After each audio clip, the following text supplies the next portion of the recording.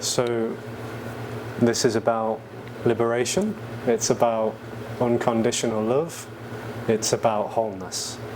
And what is suggested is that this is a paradox in a way. What's being shared, what's being communicated, what's seemingly being basked in is a paradox, because the words unconditional love and liberation and wholeness are not coming along with antonyms.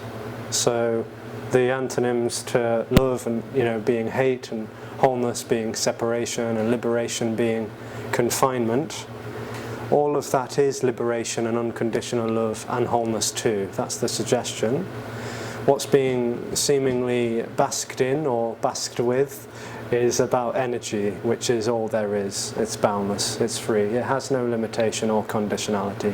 And by being unlimited and unconditional, it can appear to be limited and conditional. So that's where this seems to come in, this sense of desire, or the sense of wanting, or maybe even the sense of talking about something.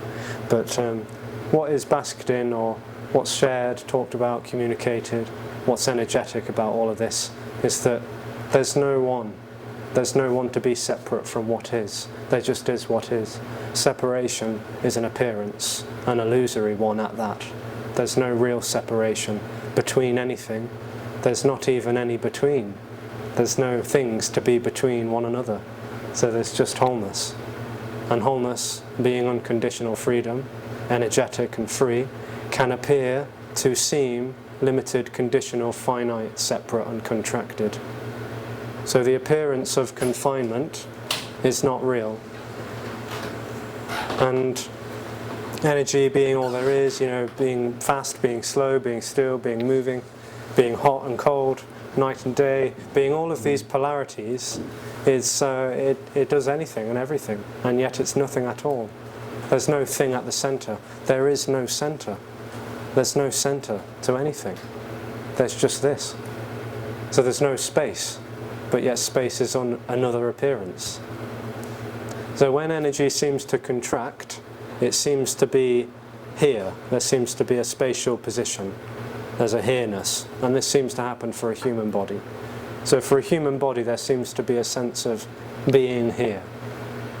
So this is suggested that energy contracts, it localizes, and it finds a body, and out of that sense of being here develops a sense of individuality or identity and awareness. So there's a sense of being here, therefore there's a sense of over there or everywhere else. And so there's a here and a there, and perhaps there's a sense that there's a now and a then, and a subject and an object, inside, outside, in front, behind, above, below, left and right. All of these dimensions seem to feel like reality when this position seems to be in place. So when this position seems to be happening, all of these other dimensions seem to be happening as well. And that sense of position seems to come with it a sense of someone. So it feels like a personal experience of being a person, or a man or a woman, or this and that. All of these identities might seem to emerge and blossom in an experience of someone having a body. So the identity with the body, the identity with emotions, feelings, thoughts, perception, sensation, other people too. There's the whole relating situation that seems to go on when there's this experience happening. There's nothing wrong or right with it. It just is energy appearing as a person. But what is suggested is that that's not a reality, that's not substantial. There is no person, really. This is what's exposed. And somehow or other, like when this energy seems to be so real and so visceral, consciousness seems like an absolute fundamental reality, because there's someone being aware of something. So the subject-object polarity seems so incredibly real, totally real. Not just conceptually real, but it feels real. that there is a real consciousness that really is observing everything that's going on. But that only seems to appear in an experience called me and my life, being aware of this and that, being aware of everything that's seeming to happen. And free will and choice also seems to emerge, because there's someone having a body. With that comes a sense that someone's controlling the body, someone's pushing the buttons in the sort of the captain's room of driving the body, making it say this and do that, act, think and speak a certain way, maybe even feel a certain way towards certain things. So it's a dream of autonomy. There seems to be a sense that someone is really controlling the body, choosing how to think, choosing what to say next, choosing to listen to what this is saying. And that too is an illusion. There's no real chooser in a body. There's just body doing its thing. And seemingly with that can feel an accompanying sense that someone is having that as an experience, an autonomous experience. And as everything seems so viscerally real, including time and space may seem to develop a story about time being a linear line that I am moving on from a real past in a real present moment into a real future. Time is objectively seen that way, it seems, for this individual experience. That seems to be how it's interpreted. And with the sense of autonomy, and with the sense of individuality, maybe even the sense of volition and intention and wanting to go somewhere, may develop a seeking to go in this direction rather than that direction. So maybe I can choose with my volition and free will to go in this direction rather than that direction. And the suggestion is that that energy always seems to be looking for something. Looking for something to hold on to, looking for something to relieve it from pain or discomfort, agitation, frustration, disappointment, and so on. So it goes towards objects that it can relate to and feel some relief, comfort, pleasure, and so on. But sooner or later, of course, this object, that object, whether it's a substance, a person, a house, a mortgage, a car, or a job, or even a spiritual practice, even a religious methodology, even a holy book as an object that I relate to, may just seem to wear off a little. The novelty of relating to an object that I get some sort of relief from may just wear off, and sooner or later this agitated sense may seem to come back, with a vengeance perhaps. And this seeking journey seems to go on, timelessly, but it seems to be going, moving, coming and going. And as that goes on, it never really gets what it's looking for. I mean, it might get it for for a day or two, maybe even it seems a bit longer than that. But it never really gets what's longed for, because what's longed for, again, suggestion, is all there is actually. What's longed for is not an object that could be obtained by a someone. What's longed for is the end of separation. It's the end of the separation experience. And yet the separation experience could never have that, obtain it, could never move towards or away from it. It could never know it, because that's the absence of it as a reality. And so what's exposed with this is that this what's longed for is never what's wanted. It never gets had. It's never acquired by someone. If anything, it's died into. This energy that feels so viscerally real just simply withers away, it fades. And in an illusory timeline, that can seem to be gradual or sudden. It's neither really, it's absolutely timeless.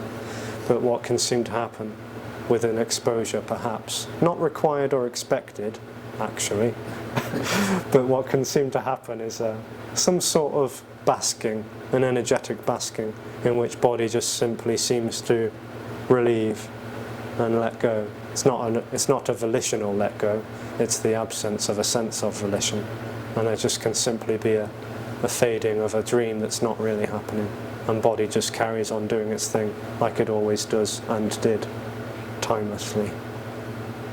To reveal what is already unconditional freedom, which again can't be had, can't be moved towards, can't be moved away from, can't be lost or found, can't be searched for, because all there is freedom, including the separation experience.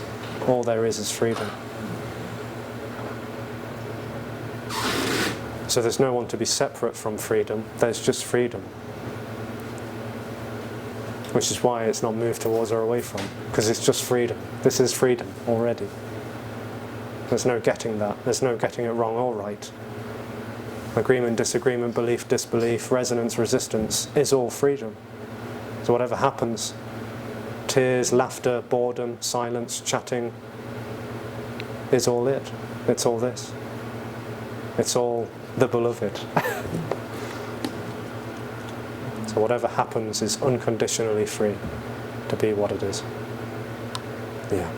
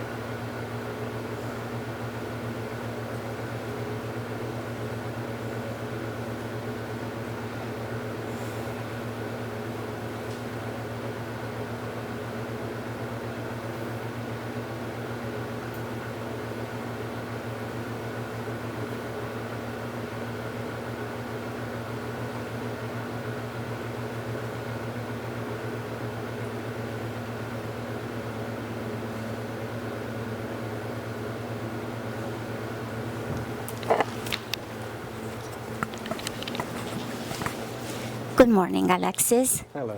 I'll try to speak louder. Is that good? Good? Yeah. Yes?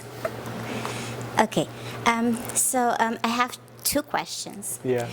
The first one is, if someone close to you, let's just say a family member with a strong sense of me, asked you what this meeting is about, what would you say?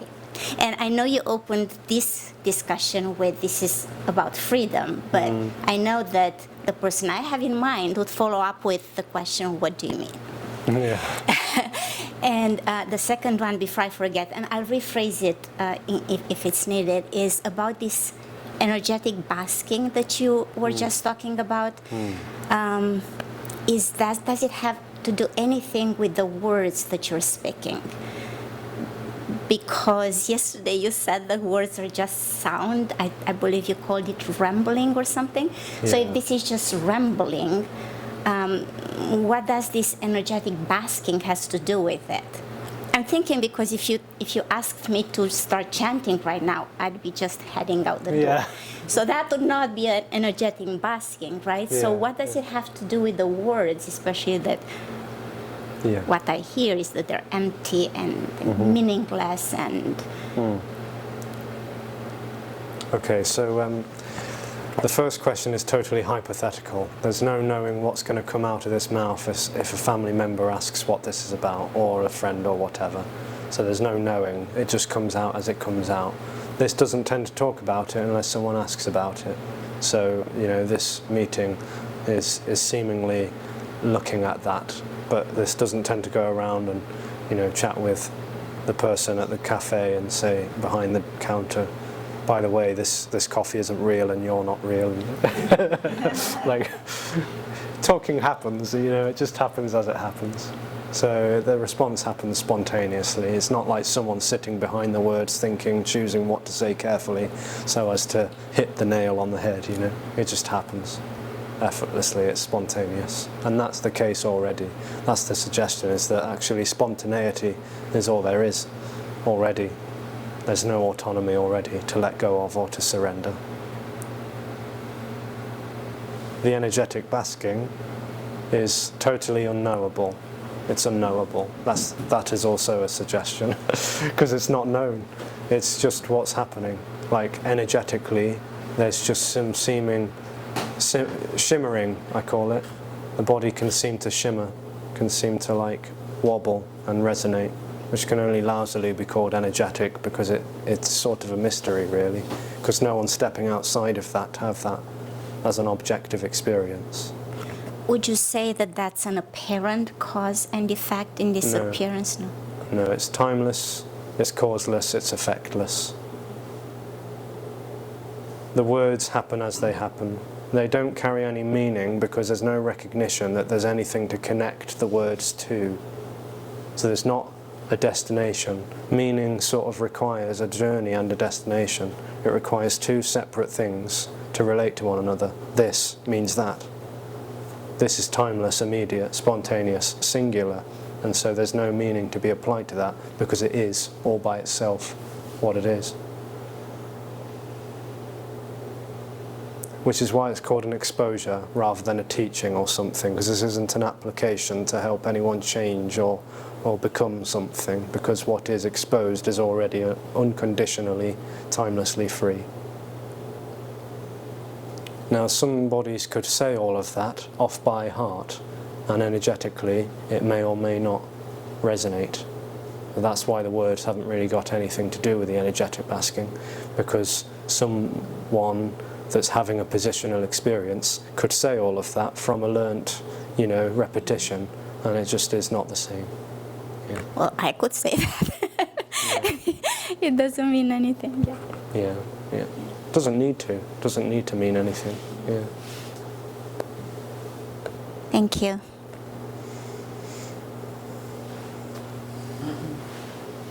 You can't hear me. You didn't hear? Oh, I heard. Yeah, thanks. No, it's I all right. forgot halfway to talk out loud. Yeah, I'm so that's sorry. That's all right. We all get in our bedrooms. No, she wanted to know if I heard, because she was talking very softly yesterday as well. And I did. I heard every word. Good.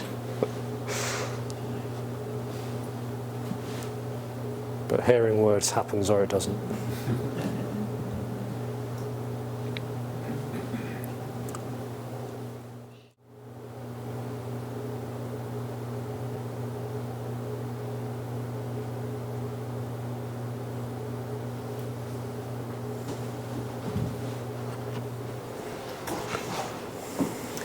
Alexis, do you experience a type of self-talk, constant chitter-chattering that I experience and a lot of selves experience? Do you experience that, given the understanding that you have that's different than what I have? I don't know if I'm wording that very well, but the self-talk is just incessant for me. So there's no one left to be experiencing anything. There's just this, what's happening.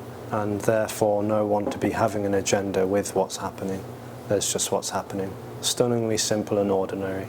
Once upon an illusory time, there was a sense of someone having an Alexis experience, and out of that then resisting thoughts. And the resistance to thoughts would seem to create a chatter. That's not a reality, because cause and effect seem to be real in all of that. But this dies. It died. So there's no one talking to anyone, inside or outside. There's just this, just talking happening. But it's not a dialogue. There's no one to talk to. It's just thoughts appearing. There may be the experience of resisting thoughts. This is where the chatter seems to come in, and the chatting and the chatting, internal dialogue, narrative, story time. Yeah. Doesn't seem like that sustains when there's no one left to be talking to or with or from.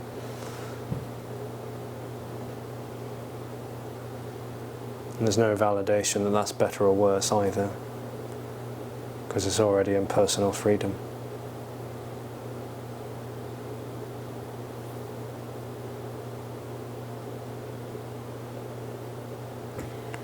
So Alexis, with those thoughts that are just what are appearing, have any difference, say, from the song of a bird or the sound of a car going by when there's no self or no me? Is it just, it's all? There is only what is, What is. and isn't. It's just all energy, yeah. But it's not even the same. It's not different or same. There's no two for there to be sameness or difference. So bird song, sitting, thinking, it's all this. Okay. And that's not any different with or without me, yeah.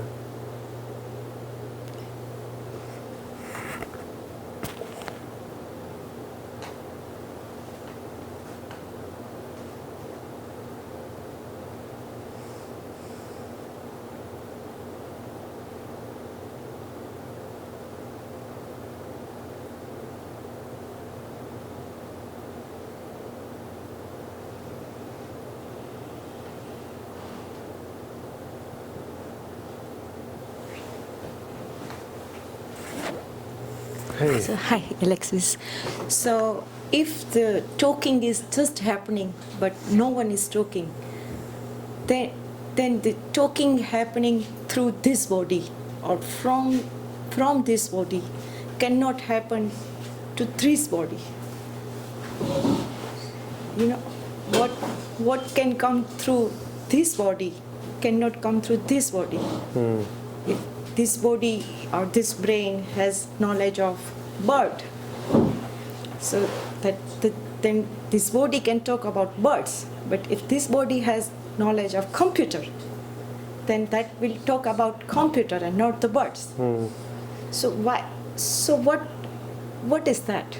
Yeah, so that's a projection of separation, that there's a reality where there's two different bodies having different experiences, knowing about different things.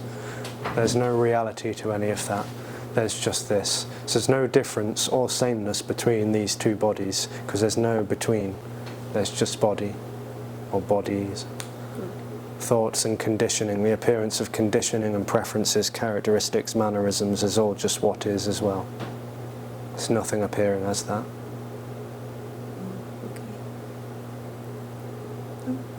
Thank you. Yeah. And I have a question about memory also. So what is memory? Is it the collection of information about something happened in the past? Well, it's just this, memorying, yeah. Body seems to, process and register and recollect, but there's no real past, where there's a database with all of the memories inside of. There's nothing behind or in front of what is, nothing before or after. There's no dimension. So this is immediately appearing as a memory, called then. But it's not real. It's just body. It's just memory. But if I would say that meeting happened here yesterday, So that's this appearing as meeting happened yesterday. but it really happened, no? Did it? Where is it? So that is Where- why we know each other, Yeah, where is it though? We don't know each other. There's no other for there to be knowing. Everyone would say a meeting happened here yesterday. Would they? Yeah. But where is it? It happened yesterday, not today. So that's this appearing as a thought and a speech and a claim that there's a yesterday. That's this. Not now. It's nothing to do with now. Right. It's this. So we can say there is no past, but there was past. There was a past. There's the appearance of a claim saying that there is a past. That's this. But there's no real past. There's no real future. There's no real now. This is nothing appearing as a thought about an imagined past. It's not like that didn't happen and this really is happening. There's just nothing really happening. So the memory is as real as this.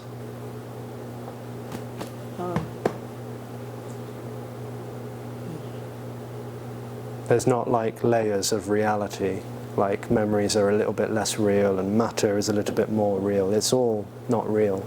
It's all not substantial. It's all made of the same nothing. Energy, memorying, thinking, sensing, touching. But as though time was experienced objectively, it seems like a real line where there was a real yesterday where we all met in this room, and there will be a real tomorrow where we go home or we go on a hike or whatever. It's like that's how time seems to be viewed objectively, but this isn't real. It's not a reality. So it all just collapses, illusorily collapses into what is immediately appearing. Yeah, there's no sense of time, just memory immediately appearing.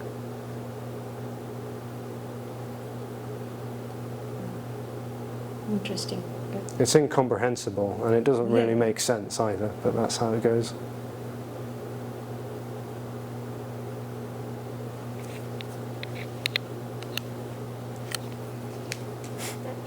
Thank you.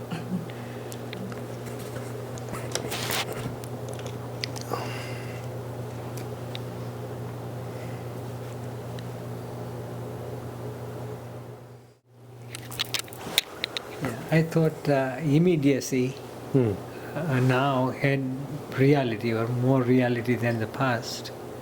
But you are saying this immediacy is also a dream, as much the past, as much the memory in the past is. So immediacy isn't a synonym or a substitute for now. There is only immediacy. Immediacy is all there is, because what is timeless. And there's no distance, there's no layers, there's no dimensions, there's no anything other than this, which is also nothing. It's distanceless, therefore it's immediate. Immediate seems to be like the only word that lousily elaborates on that, but not even that does it, because the word immediacy is immediacy appearing as a word called immediacy. There's nothing else. No, not even the present, not even the lamps and this. Because a present would have to relate to a past and a future. There's none of them. So past, present and future all is just the way in which it's perceived by someone, which isn't real. There's no reality to that. There's just this, which is immediate.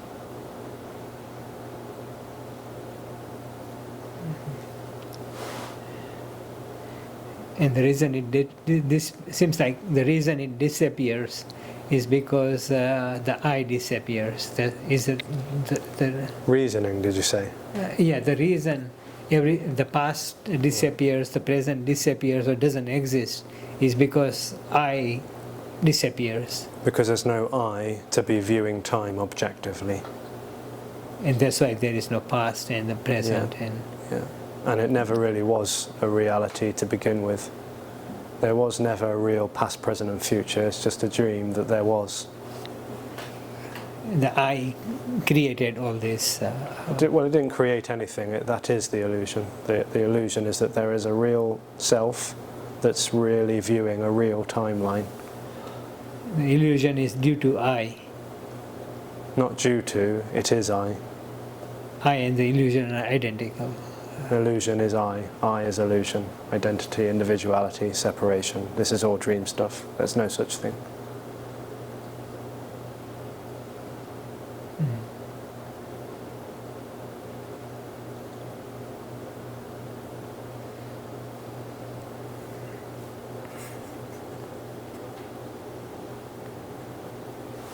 I can only know dream. I can only know illusion. I cannot do anything. Well, what's suggested is that there's no distinction between knowing and illusion. Knowing is illusion. All knowing is There's illusion. no knowing going on. So even this, what's being spouted, is not knowing. It's not coming from a position of someone knowing something, and neither is that. It's just what's immediately, spontaneously, free-flowing, organically appearing, for no reason at all. And it's beyond I, because I is the main illusion, I and the present. That So is there is an no- illusion, but it's not real. But the illusion is that it's not even happening. And even the sense, even the claim, even the really sort of rigid assertion that it is real is what's immediately, freely, impersonally happening. No desire to change that whatsoever. It's just energy appearing as that.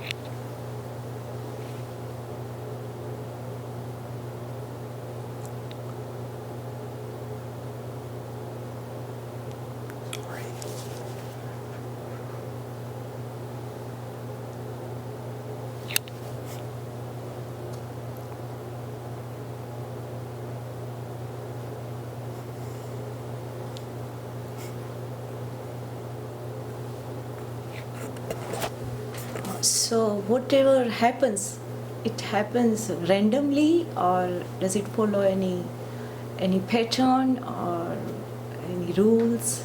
There's the appearance of pattern, but that's not a reality either, because there's no cause and effect. There's no real linear line called time moving horizontally where this happened, this is happening, this is going to happen again. There's the appearance of a pattern, but it's not real, because what is timeless already, and therefore it's spontaneous. So it's chaos in that way. Yeah, It's yeah. chaos. Yeah.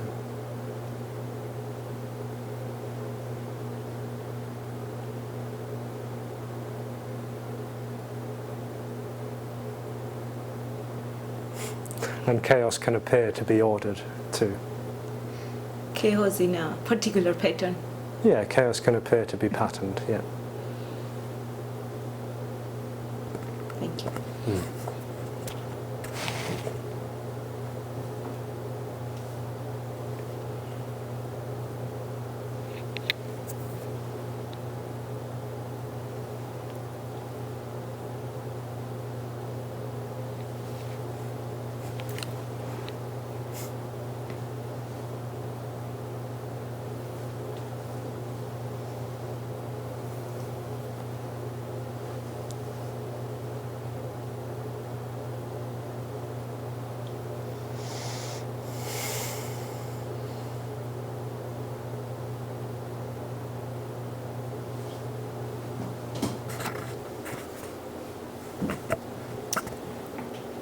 So I keep thinking about my job, and so what you're saying is there's no point in giving someone instruction or guidance to do their job any better, because it's just kind of chaos, and what's going to happen is going to happen type thing. Like if I were to give someone guidance about what they should do the next time they are in a classroom and they seem to do it and there seems to be an effect from that, that's just an illusion of sorts. I think that I've given them former guidance that they've applied and the future has changed because of it, but it's, or is their body reacting in some way to my body, and there is a... So there's no predetermination because there's no real time. So it's not like because there's no free will, therefore everything's going to play out in its own predestined or predetermined way. because there's no time for that to happen. With this, what's being shared is utterly useless. It can't be applied. It's exposing that there is no self, no centre to be applying what's being shared. So even a body that's giving instruction to another body is already happening without anyone in it, without any chooser in that. So whether the conditioning of a character goes to a school and teaches children or adults, that all happens automatically already. Automatically in the sense that no one's doing it, that it's happening. Yeah.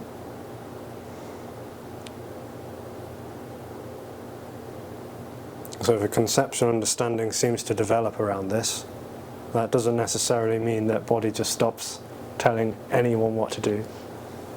There may still be a need to do this and that and go this way and that way and say this to that person, but it's already happening by itself. It just might be an illusory sense that someone's in there doing it.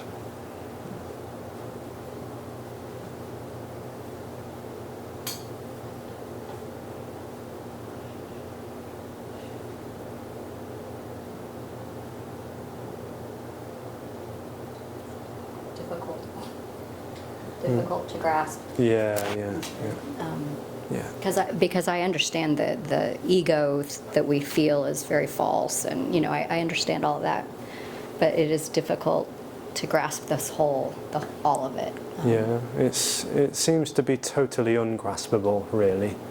I mean, it doesn't really compute or register for a so-called individual, because it's not really talking to that. It's beyond the relating from one individual to another. This is an exposure that doesn't involve anyone, and yet somehow, apparently, somehow, energetically, that whole sense of someone having a body, controlling body, being aware of body, just falls away, and then body is left doing its thing as it always does.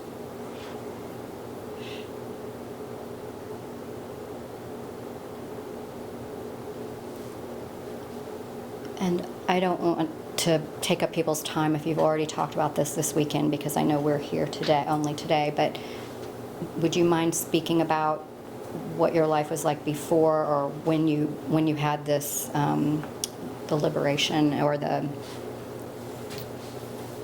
change? So it's not anything special to revel in. I know, because Jim Newman has told us that too. There's no, you could be in the bathtub drinking gin, suddenly have the realization, or not realization. Yeah. I use all the wrong words, but there's nothing to seek or arrive at. I get that, but he would occasionally tell us the former Jim was like this. Could you say anything like that? Yeah. So there's no desire to indulge in that unless someone asks about it, because it could make it all sound very special and something that's not. Right. It's very ordinary. It's very simple. But yeah, once upon a time, an illusory time, there was seeking.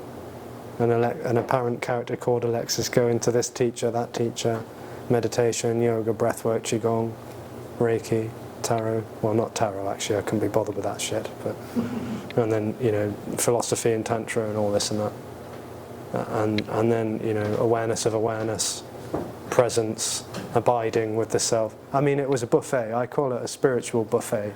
It was once a material buffet, and then it was a spiritual buffet. And both were hopelessly happening in free flow already. And sooner or later this seemed to discover someone who wasn't telling me what to do, wasn't even talking to me, because there was no recognition that there is a me to talk to. And this exposure just seemed to allow for an unravelling of something that wasn't really happening. That was Tony.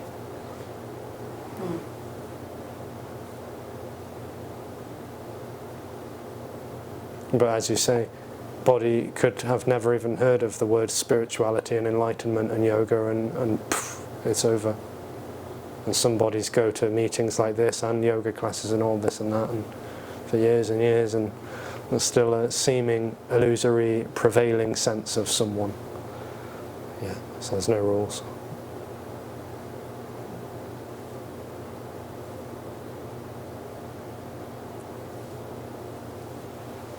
And if that sounds frustrating to hear that, then what can also be said is that this apparent liberation that's being talked about is not a better or worse experience, event, or happening, because it's not anything already.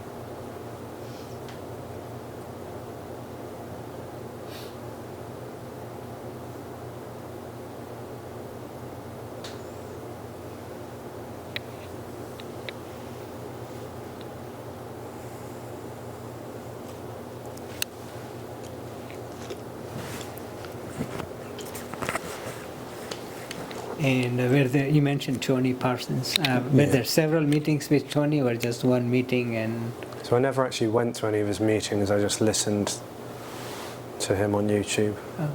I watched the crap out of his videos. And I also spoke with him on the phone a few times as well. So I'm not suggesting you do that, because maybe then you'll have that. You know, some people go to the meetings in person, some people just watch YouTube, some people chat. It'll just, whatever it happens as it happens, but it's not a reality to really fall away or be influenced either way. Yeah.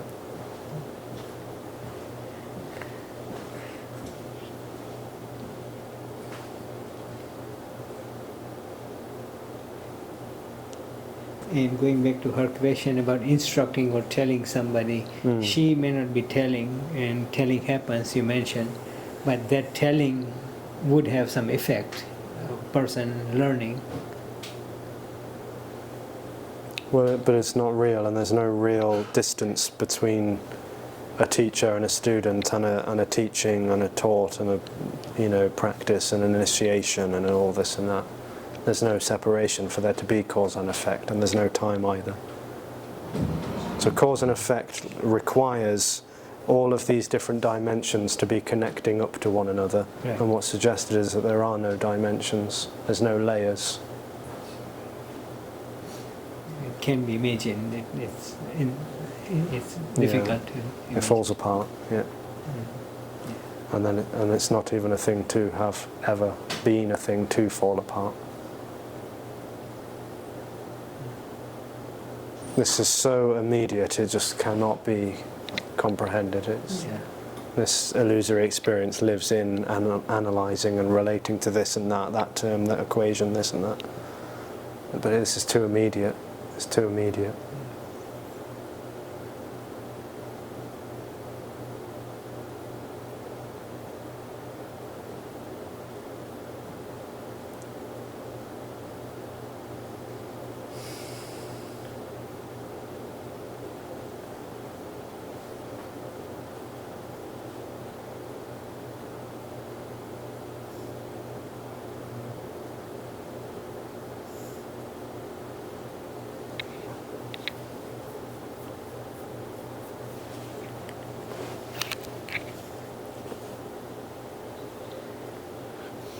Yeah, thank you.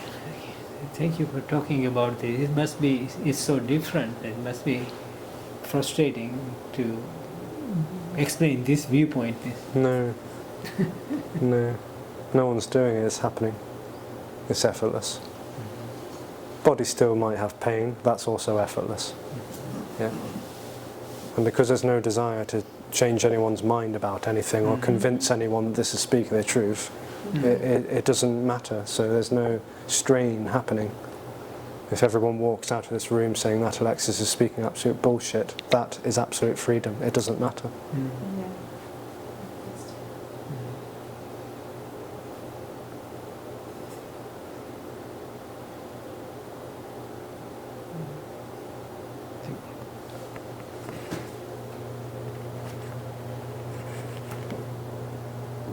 And yet it does seem enjoyable for no one.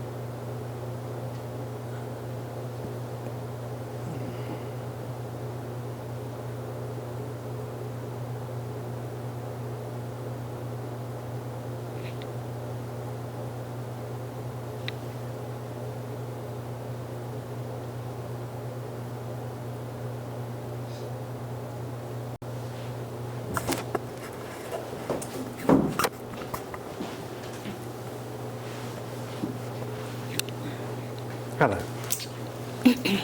Hello. If there is no one to know anything, and forgive me, you said it a million times, that there is no knowing, but my question is about the appearance. If there is no knowing what this appearance is, I don't know if you could... Can someone let him in?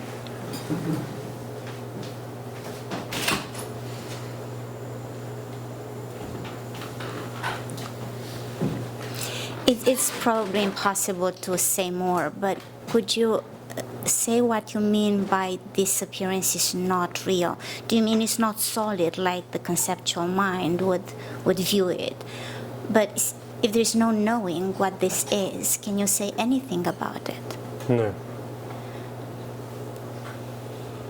It's not solid or substantial. There's nothing to be standing outside of what is, to view objectively, to know what it's about, to know that it's insubstantial. It just is insubstantiality, appearing as this. Yes, but you do say that it's not an it. It's not something that that can be described or that has any qualities at all. Is that knowing? No. No. There's no knowing going on. That's just this. And even that might sound like someone knows that, but it's just this, appearing as a body, saying, it's just this. Yeah.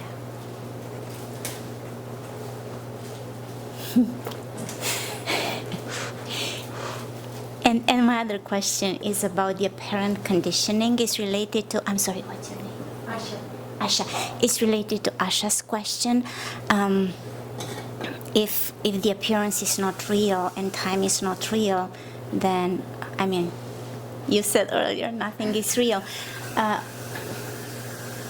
Could you say a few words about conditioning? Because it does appear that this body is conditioned to behave one way, speak one way. Well, I'm going to say there's no separation. But that is just what's appearing, isn't it? It's just what's appearing to happen. Always and only ever what's appearing to happen. So conditioning is just an appearance. It's a story, really. Yeah. It's a story that there was a real before that has led to this. Yeah. Conditioned co-production was what the Buddha talked about. Like there was a real past that led to a real this, and everything depends on this, this, and this. Yeah. But there is nothing already. This is nothing. Yes. Being all there is. The reason I was curious to hear your take on this is because some speakers, including, I believe, Jim Newman, I heard him speaking about the conditioning of the body, but probably, apparently, in the appearance, he was just referring to it. It's just what you're saying. It's just a happening. Yeah. It's not in time. It's just... Yeah, there's no real time for there to be real conditioning. Yeah. You know, but that's not applied. It's not applicable. You could say like this still has an English accent and that still has that accent, but it's like that's what's appearing. It's just randomly, chaotically, immediately, fruitfully, spontaneously what's appearing to happen for no reason at all. Yeah. Thank you.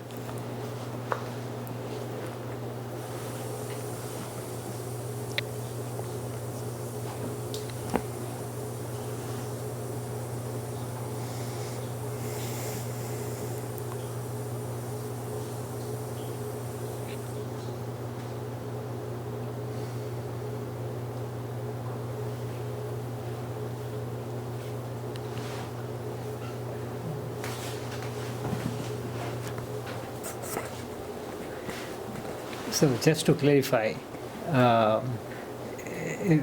British accent did not happen because you are from Britain. There's nothing other than what's appearing. So there's no real Britain. There's no real before. There's just this. This isn't applied to any explanation as to how the world works or how people work or whatever. This isn't a relative philosophy or knowledge to be applying to the way in which things work. It's exposing that there is nothing. All that's appearing is nothing. Right. Yeah. In a sense, I do see that, understand that, at least intellectually, that this is what it is. not as a result of this or that. Yeah. Yeah. Boundless and free, it's everything, and yet it's no thing at all.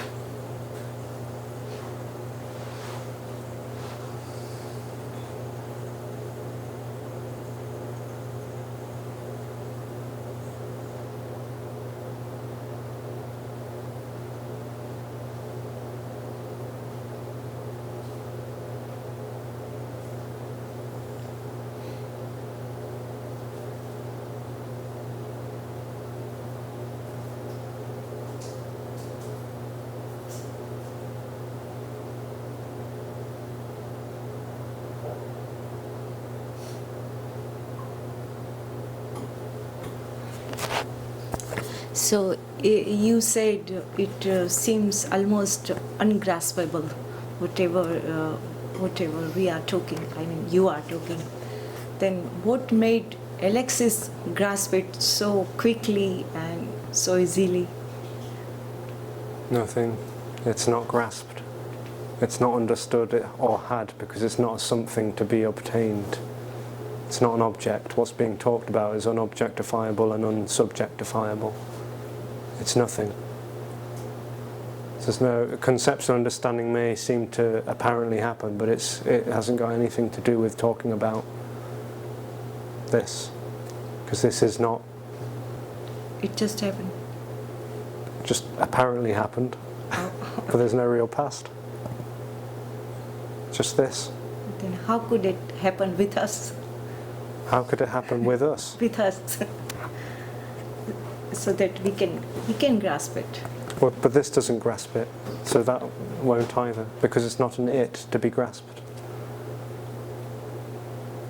There's no destination. This is again ungraspable, you know. Yeah. Totally ungraspable. Doesn't need to be grasped either, because it's not a something. To say even it, to start the word, the sentence with it, is already misleading. There's no it.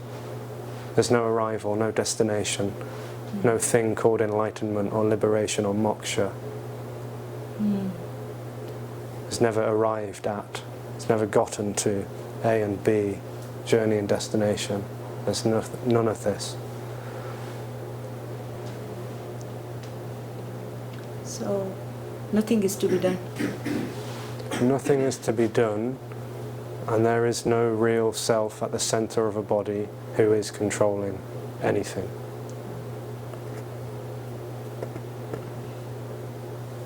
And it's not better or worse either. There's just what's appearing to happen. Body still does its thing, still goes on, you know, eating, sleeping, drinking.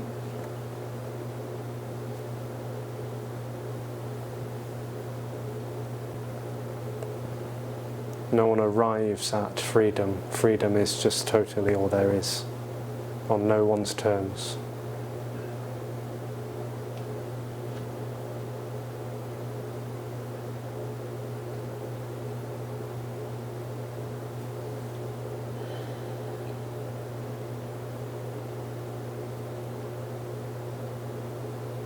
And it doesn't see anything right or wrong with anyone either, because it's not a someone or something to be seeing anyone or anything. There's no higher and lower.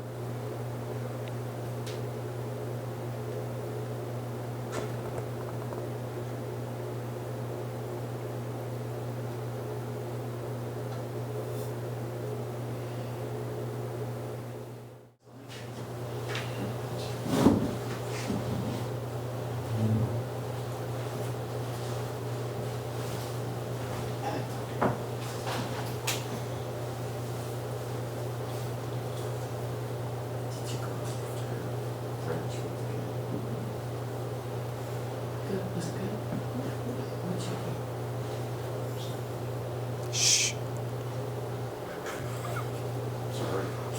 It's her. She's a destructive element. Well, there's a shit ton of people still, there are a bunch of people Well, still in the kitchen. so what? Well, don't tell me to shut up. Other kids are in the kitchen. Yeah, well, they should be coming back. Well, they aren't.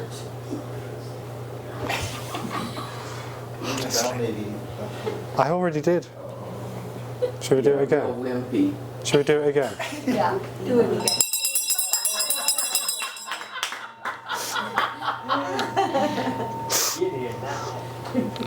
Did you hear that? Joey wants me to do it again. Good job. See, there's a cause and effect.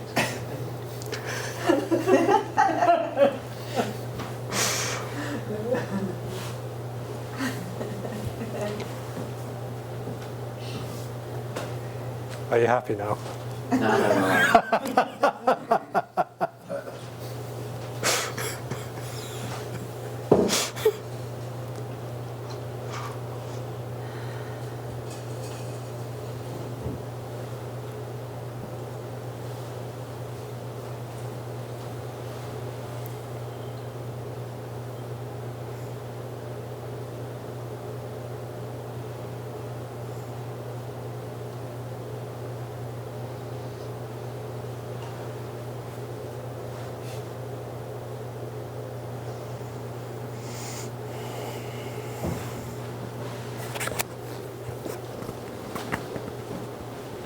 Have we started?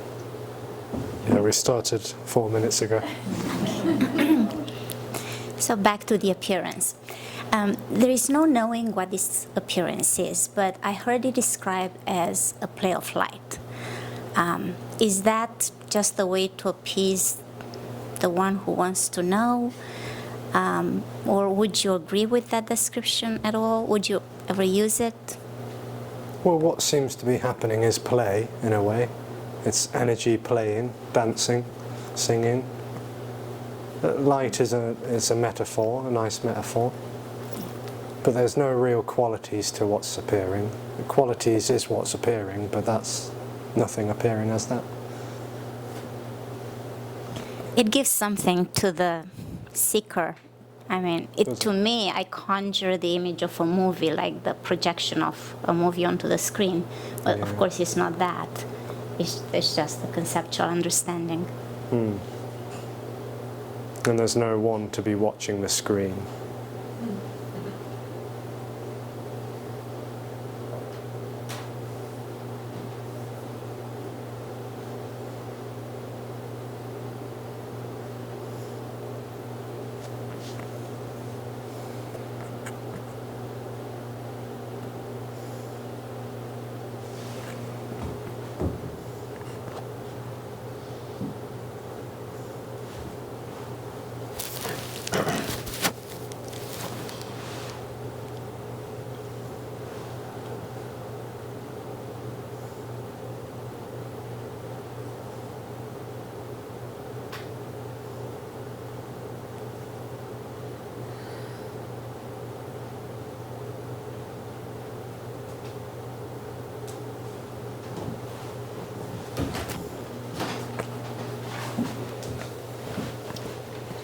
I asked Jim Newman the same question. I didn't understand the answer, and I know I will not understand what you said.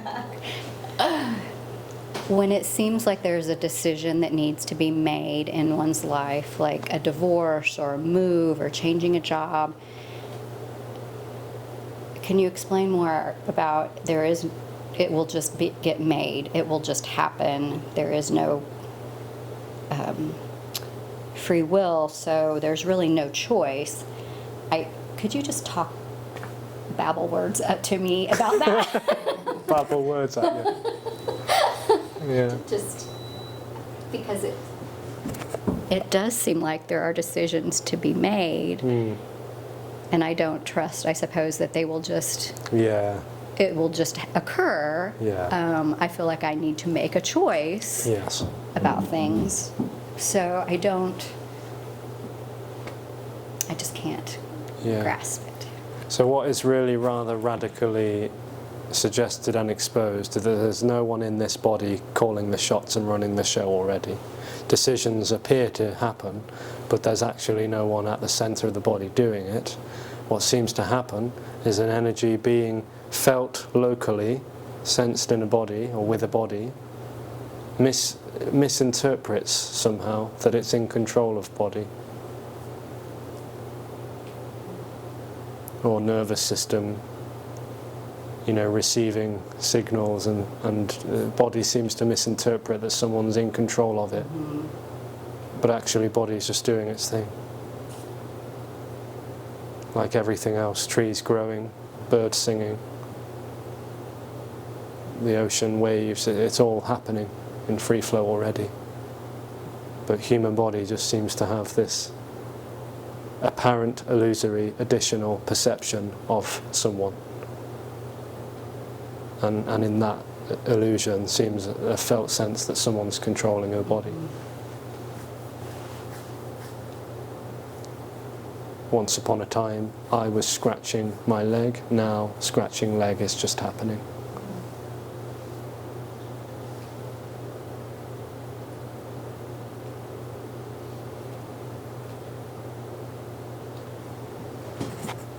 I definitely do get that idea that if there's your body will react, will put on a jacket if it's cold, will get out of the way of a bus coming at it, and that there's Yeah. no thought, and it's sort of, I suppose, similar to decision making that you think you're making in life is really similar to those things. Is that fair to say, or Yeah. But you see, that hand just scratched that leg. without thinking about it? It happened. Right. This is all there is. And it would be the same applies to moving your house. Everything, yeah. Yeah.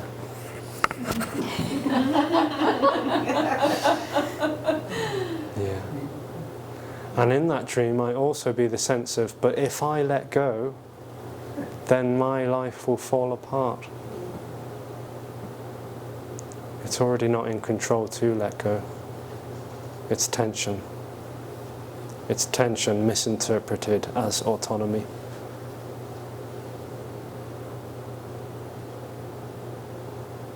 What was that last word? Tension misinterpreted as Autonomy. autonomy. Yeah.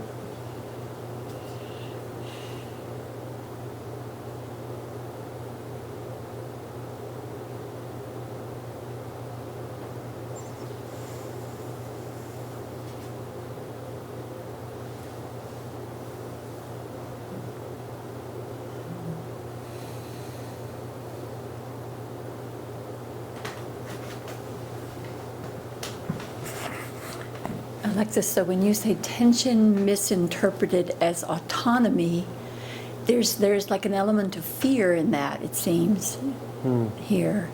I don't know, some like, Yeah, that could be the tension trying to hold on. not in me, I'm just saying Oh. that the concept of there's fear, there's a tension, so there's a need to feel autonomous, to perceive autonomy, or I don't know. That can seem to be the way it is.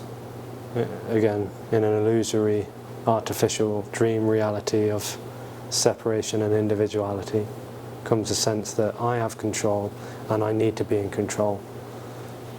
And I need to stay in control despite what this body is saying. I have to stay in control, I have to make these decisions, I'm a responsible human being, blah, blah, blah. Off it goes, trying to justify its illusory existence. Right. And it's just the most, it's a huge joke. It's a great comedy. It seems that way. Yeah, yeah. Well, no, it is. This seems to be the experience of the illusory experience of individuality. Yeah, Right. It's funny. it can in be. a sort of sadistic, sort of twisted Oh. kind of way, right? I mean, it's funny. It can be funny and it can be frightening. It's interesting because it evokes all sorts of responses. Right. And that was the question I was going to ask. I know I was with Jim in his meeting last week, and he was talking about it. For him, there was a lot of fear initially in hearing the message. And again, it's just a story. It never happened. But I don't sense that there was that there in the story of Alexis, that there was fear? Not much. Not much. Yeah, I don't sense that there. You're just smiling all the time, like it's just funny. It's all very funny. Yeah. There was some anger along the way, Uh-huh. but that's just this, angering. Yeah. Right. Thank you.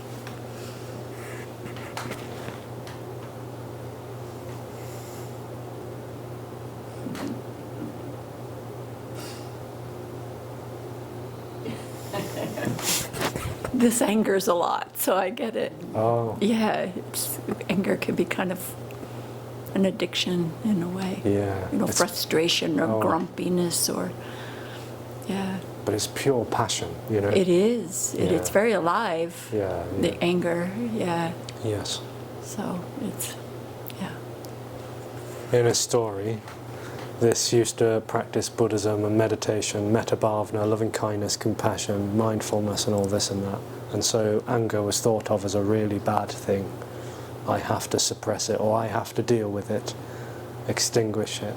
This totally collapsed. Anger is just anger. It's freedom. I would love to see you angry, Alexis. Would you? Shall I ring the bell again? Shall I ring the bell?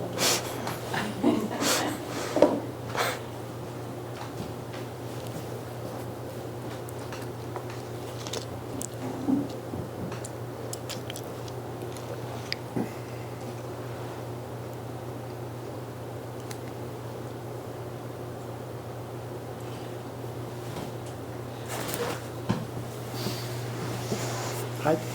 Hey. I have a question about memory again. After whatever, is there over there? Do you still build memories? So this isn't doing anything, Oh. it's just what's happening. But memories happen. Memories happen, no one's building them. Okay. So it's in the same way as when the sense of me. Same. Well, I guess what I'm saying is memories probably don't change, or building memories don't change, because there is no one to actually build memories. right? Yeah, no one's having memories, memories are just happening. Okay. So this ownership is not real, no one owns anything. Okay. So no one owns memories, memories are just happening. Because I heard that when there is awakening, kind of the memory there is no more building of history or memory anymore. Well, there's no more relating to memory, so therefore there never was a relating to memory, because what would be relating to a time in which someone was relating to memory? Okay. Relationship collapses totally. Yeah. But the functioning in the world, the apparent functioning in the world goes on. I mean, without anybody, without any. Yeah. I mean, you need memory to go home, or whatever, stuff like that. But there's no real connection between memory and going home and arriving home. There's just immediacy. Okay. You could dissect that, analyze it, take apart all of these different aspects of what's seeming to happen, but it doesn't matter, it doesn't mean anything. Yeah. There's no real distance or separation between memory and body moving in a certain direction, hopefully getting home. Okay. Yeah. Thank you.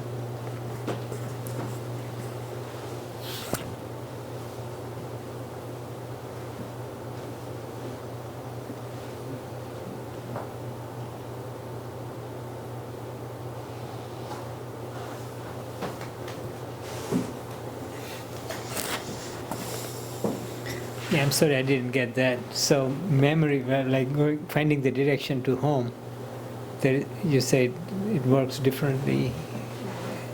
Well, the whole thing in that suggestion is that someone is depending on memory to guide them home. No one's having a memory or a home. There's just going home. Oh, okay. Yeah. Gotcha. and thinking, oh, I'd better, oh, was it left or right? Or no one's navigating what is. No. There just is already unnavigatable freedom with no one in it. Yeah.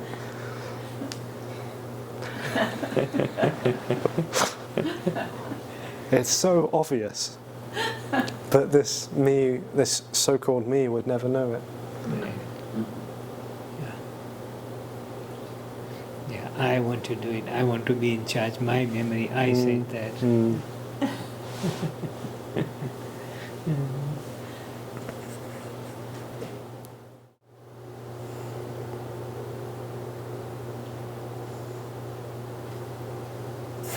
So, how would you describe intellect?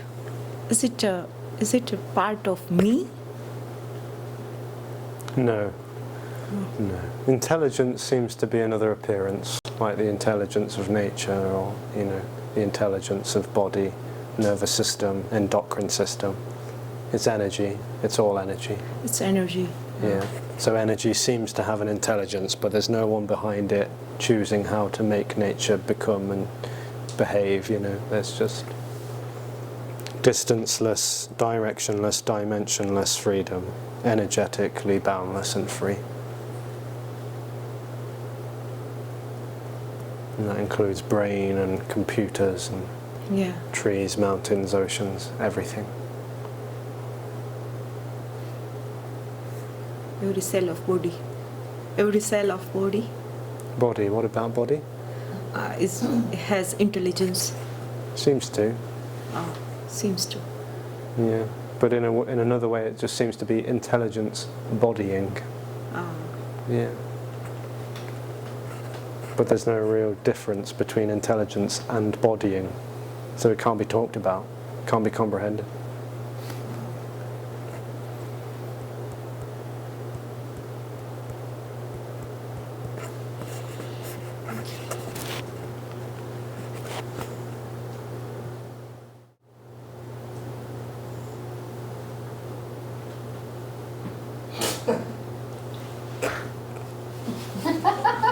Give him a microphone.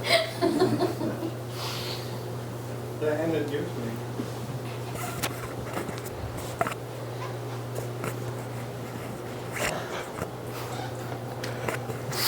Alexis, I just feel like I don't like you very much. That's allowed. It's funny. It's really funny. Yeah. This is great.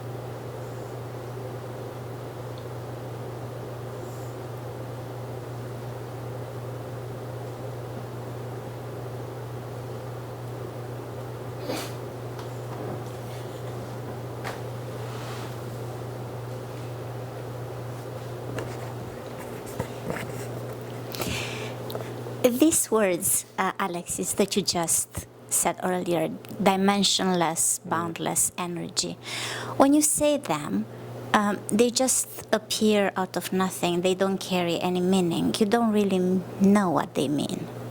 Yeah, there's no position to be knowing what's being said. It's just speaking happening. Just speaking happens. Yeah.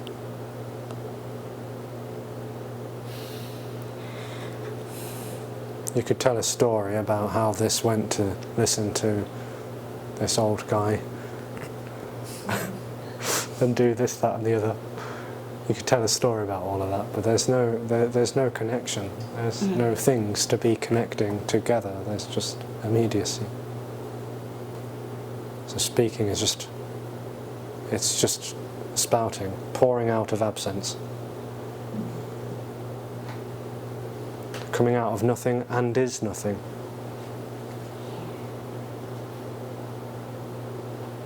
That is beautiful, and I wouldn't believe it if you weren't behaving like a normal person without the me. I'm behaving like a normal person. What 99% of the people would call normal, yeah. Yeah.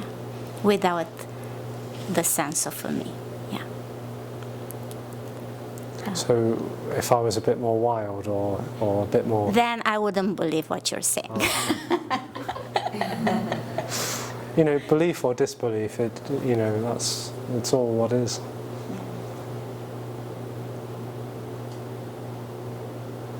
It's difficult to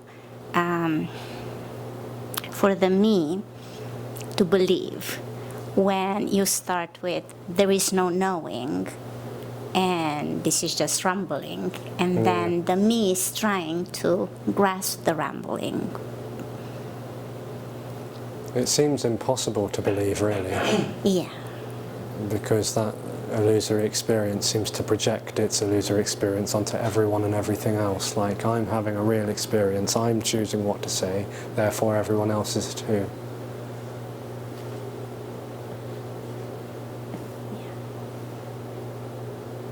But you saying that this isn't real,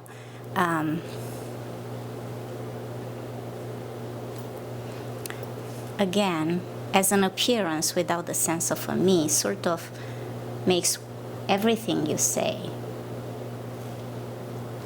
believable. Believable and unbelievable.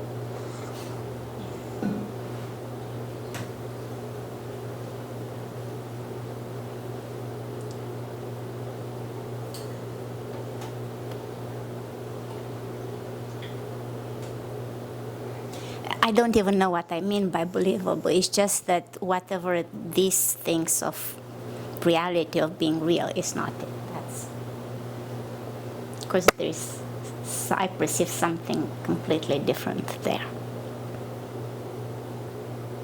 What's different? You're speaking. Oh. Yeah, I would never say the words that you're saying because it's not my experience.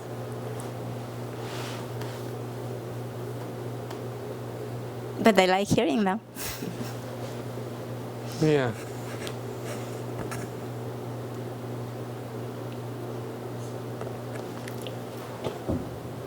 And what's suggested is that no one arrives at the experience of unknowing and positionlessness. That's death. Yeah.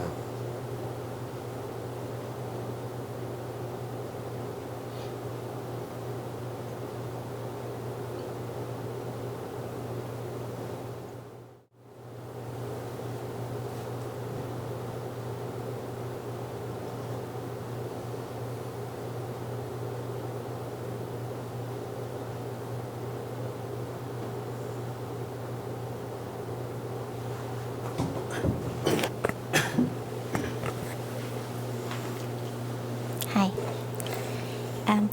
Could you say that the apparent me knows when it apparently exists, but it can't know its absence? Yeah, it is the dream of knowing. The position means knowing. So meing is knowing. There's no difference. Ah. And then absence, no knowing.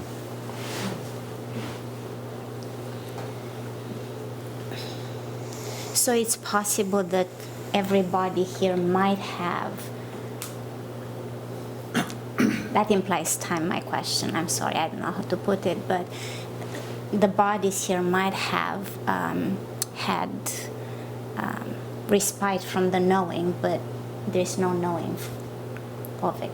Yeah, because this me energy is totally insubstantial.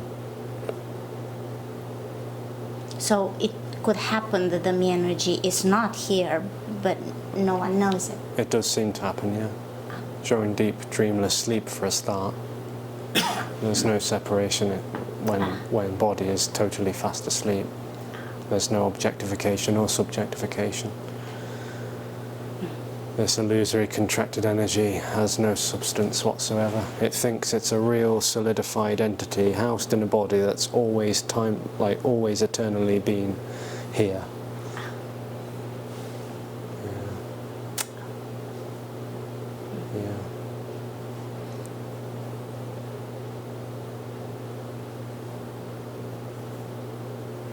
So this thought right now saying, I got it, it's bullshit, right?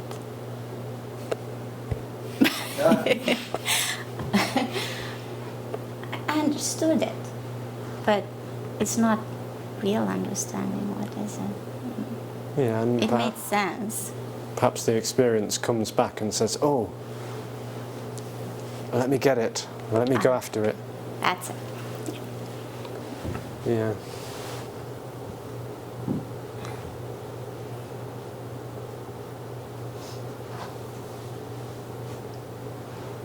It wants to be there when it dies. Yeah. To know what that's like.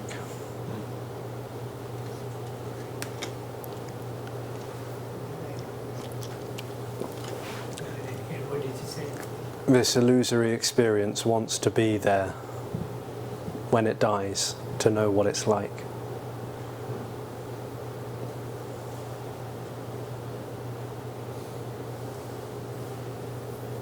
It's fascinated with its own absence and can never know what that is.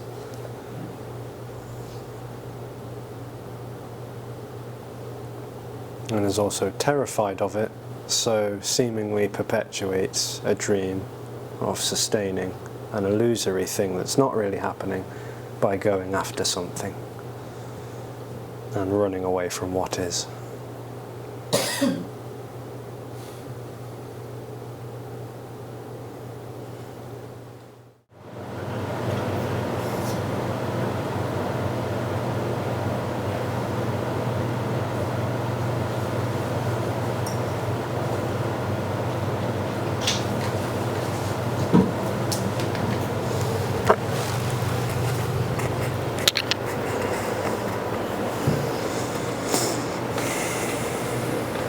So Alexis, hopefully I can put this in the right way. So this something, this that thinks it's something, feels drawn to the nothing and wants to engage the nothing. Like, not to ask a question to get an answer, but to engage with the nothing. It's felt really strongly here, like to want to engage, but not for any answer, just for the joy of it, or it's delicious in some way, I don't know. So I just want to share that. Like, I was like, what can I ask her? I don't know what to ask her, but just want to engage. Does that happen sometimes when there's something like a moth to a flame, sort of? Can seem that way sometimes. Yeah, so noticing that. Like, there's this sensing here of love. A lot of love. That's a lot. A lot. Like, I couldn't say a lot enough. Just there's a sense of that. So maybe that's the flame aspect of it. And whatever thinks it's something here just wants the flame. Just wants the flame. Yeah. Yeah. So anyway. Beautiful. Thank you. Thank you.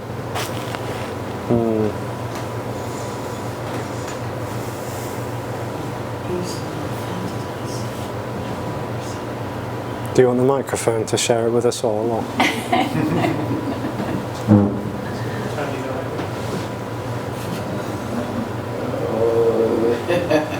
Nothing.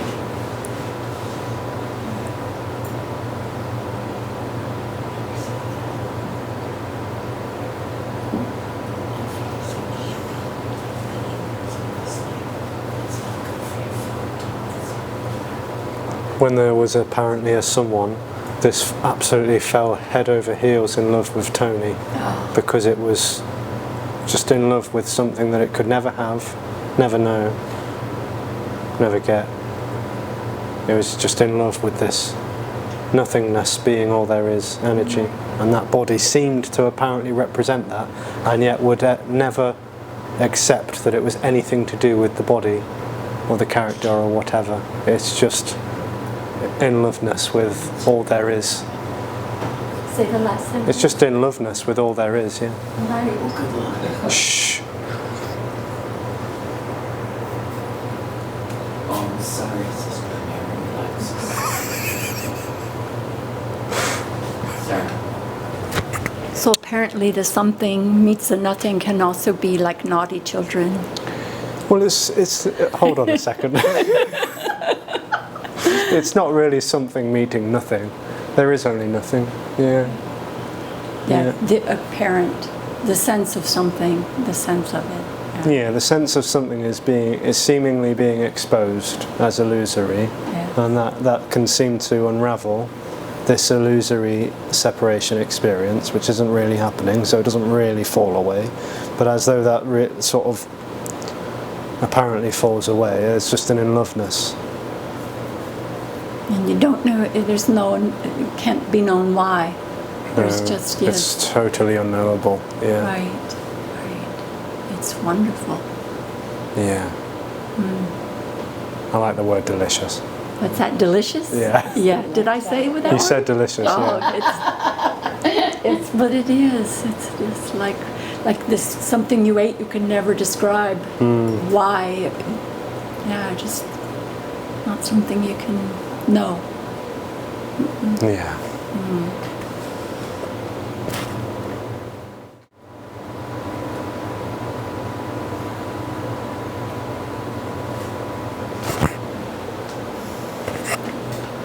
So, Alexis, I'm watching your watch as it counts down time, but it's not real time. But your watch is telling me that it's real time. Right? You watch it goes 49, 48, 47, 46.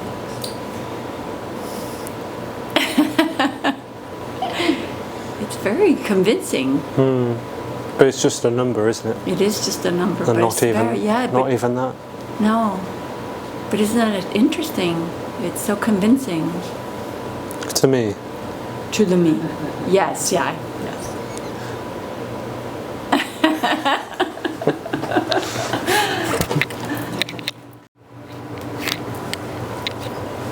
Yeah, there's no real time. There's not even a watch. No, nothing. Yeah.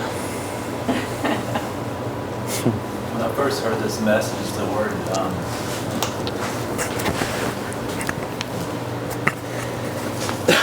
when I first heard this message, the word nothing was very it escaped me. Like I couldn't wrap my head around it. I kept trying to look at what nothing was, and Yeah. it took me to very dark places, and like I just couldn't conceptually grasp it. But then when I heard it, someone put it to me in a different way, that perhaps nothing was no thing or not a thing.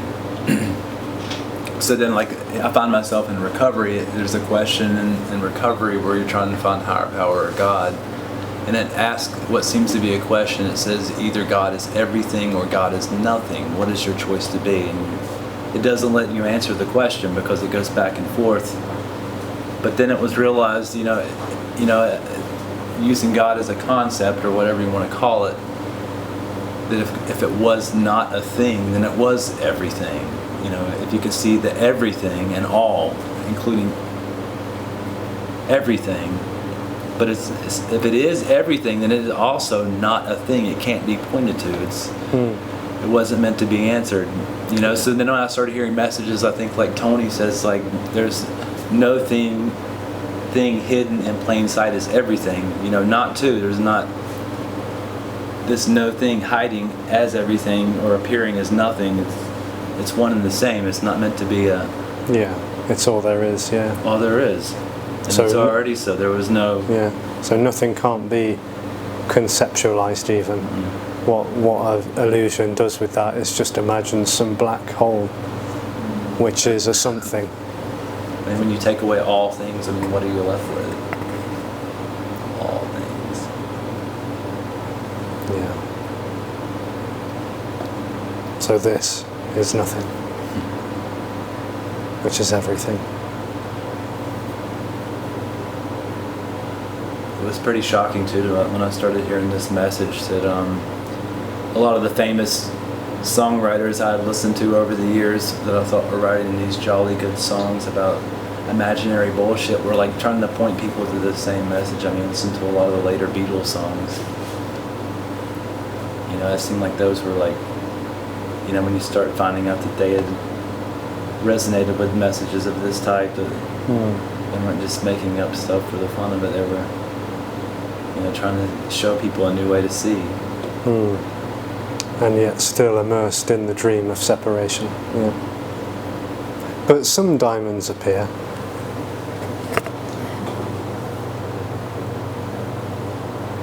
Interestingly, a lot of metal bands actually seem to come closer. Yeah, they do. It's really hidden.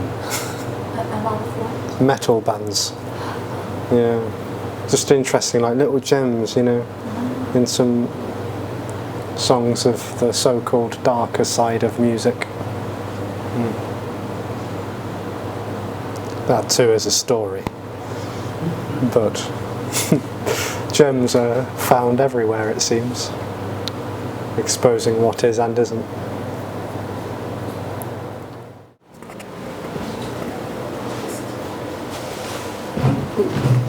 This is just a curiosity question. I know it doesn't really need an answer, but in the story of Alexis, what prompted the character of Alexis to start speaking about this message, to speak of this message? Well, in a story, there was always a desire to share something.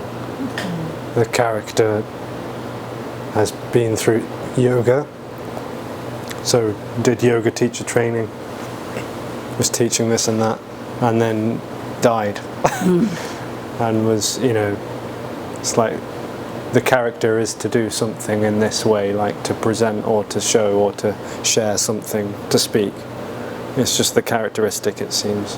And so when there was no, as though it was recognized, not by someone, but recognized all by itself, non-self, that there's no one to teach, that there's no one to instruct or guide or advise to go in any direction.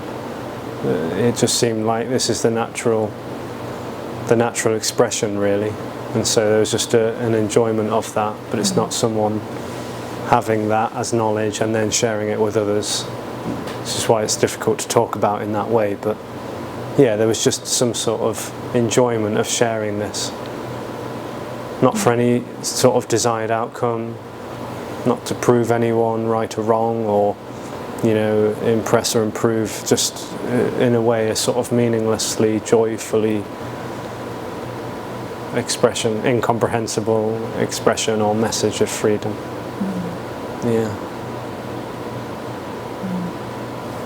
Thank you. Yeah.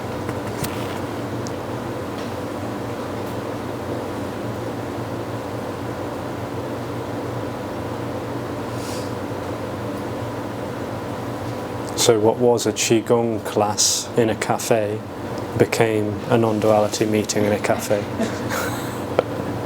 That's where it apparently started.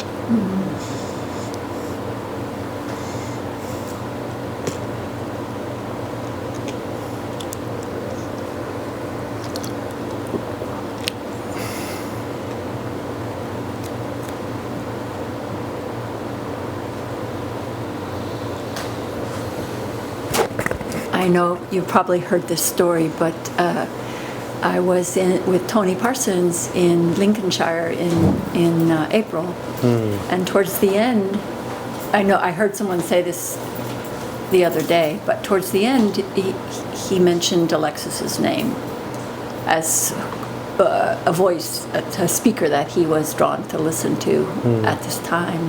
Yeah. So, as a speaker, Tony Parsons said, I'm really enjoying listening to the speaker named Alexis, and just kind of said some things like how the message is expressed, and so just that piqued curiosity, and started watching your YouTube videos and such.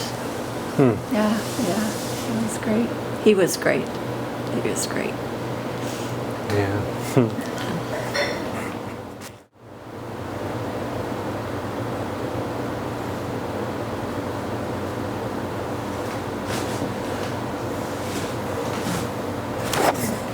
Alexis, I have to ask about being vegetarian and eating meat.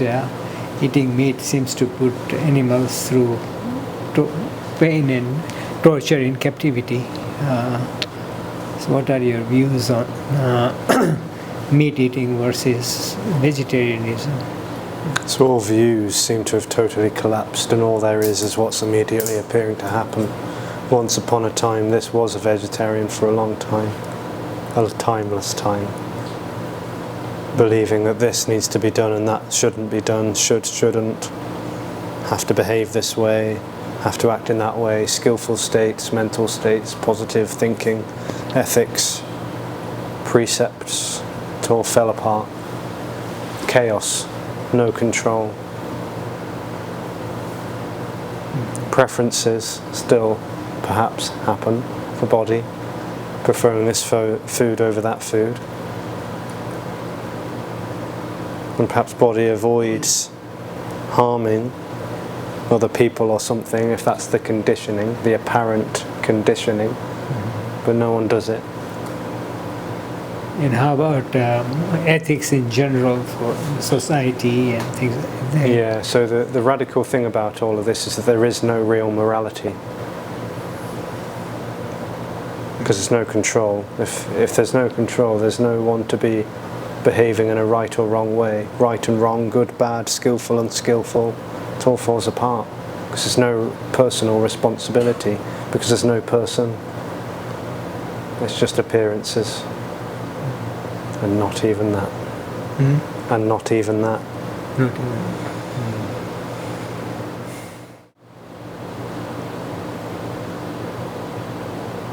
Perhaps one more thing can be said about that, is that me, with its own idea of having choice and free will, thinks that if it doesn't harm animals and eats plants instead, then it will be practicing loving kindness and compassion, and therefore be rewarded with better mental states and perhaps even enlightenment.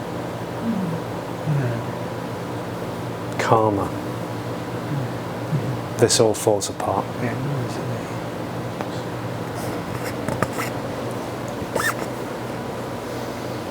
So, on that note, Alexis, this chooses to be vegan and has been vegetarian most of my life. So, there's no me choosing that. But the thought, at least here now, of eating an animal, it's painful, it's hurtful. It doesn't feel, I guess it just doesn't feel right. The idea of going and eating a steak tonight, it just feels like something that couldn't be done. Yes. Because of what, I don't know, it's strange, just what would, I feel like I would feel inside. Yeah. So what's being said is that when the me is no more, the illusory me is no more, that might be totally different. Might or might not be. Might or might not be. There's no telling. Yeah, it just depends on, no one knows, like I've heard Jim say, no one knows what the character is like without the me. No. I might be like, you want to eat ribeyes every night. Maybe. The no me might. Yeah. I don't know. The no me. The Yeah. no me Yeah. might want to eat Yeah. barbecue. Yeah. Yeah. Anything's possible. Yeah. Okay. Yeah. So anything is apparently possible. What might be happening is, for this experience of separation, might be projecting its own self-importance onto animals over plants, because they seem to have a conscious experience that I don't want to harm, because I don't want harm to befall on me. It's a projection for some, perhaps. Yeah. That's what was happening for this. Yeah. But nothing's doing that. It's not a choice that No, there's any me no. making. It's No. just what's happening It's energy appearing as that. as the projection of not wanting harm to the me, Yeah. projecting onto the higher life form of the animal, the Yeah. apparent higher life form of the animal. Mm-hmm. Yeah. Okay. Could the concern be coming from without me too? Someone may be very conscious of animals and the pain, but there may not be an I behind it, that I am being conscious and I should not do, but just compassion or the desire to not feeling pain on animals. So there's no rules. There's no rules. It's not like when me gets left behind, one is Buddha-like and compassionate, like effortlessly gliding through life and being continuously kind and loving to everyone and everything. Continuously. All we can hear is air conditioner, just that last bit. It's not like when this illusory me experience falls away that there's just gliding through life compassionately being kind to everyone and loving and, blissful and mindful and tranquil. The wonderful naive ideas that the experience of separation imagines an enlightened person to look like as though there was one. There's no such thing as an enlightened person. Enlightenment is all there is. It's unconditional. That can't be moved towards or away from. It's everything. Enlightenment in this way is a synonym for unconditional freedom. If it's unconditional, it can't be limited or bounded to anything. It is everything.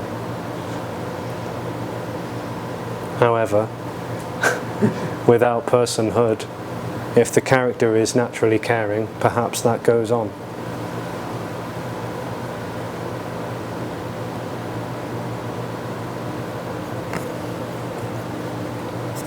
So, if there is no me, and ideas of ethics and morality and right and wrong fall away, then there will be gross chaos in the society, and It's already chaos. but it will be worse. Then it will be worse. Yeah, me imagines it will be worse because it thinks it's in control of so-called society, like there's a real thing out there called society where everyone's abiding by a set of guidelines and rules as though they have choice and free will. And all that seems to be doing, apparently without any control, is just agitating a so-called world. If anything, not guaranteed, it would probably be a bit more simple and relaxed. There would still be pain, but who knows? Yeah.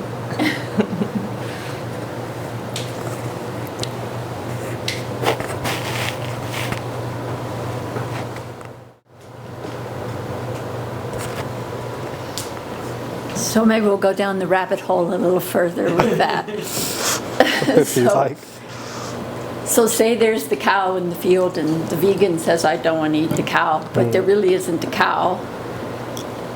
There's only apparently a cow, and the apparent cow only apparently suffers in the process of how it's treated or how it's slaughtered, or the illusory me only apparently eats. There's only apparently digestion, or it's just smoke. So that was quite hard to follow with all the Was it? What do you think about it? It's like, oh, but then the cow, they suffer, but there really isn't a cow. And then there's really not, there's only apparent suffering because there's only a apparent cow. I don't know. But no one's going around saying this is apparent, therefore I'm going to do that, and Right. This is apparent, so that means I can do this, and no one's walking around using this word apparently to justify, behaving in any which way, because there's already no control. Body can't navigate this, it already is doing its thing, and me can't navigate this because there is no me.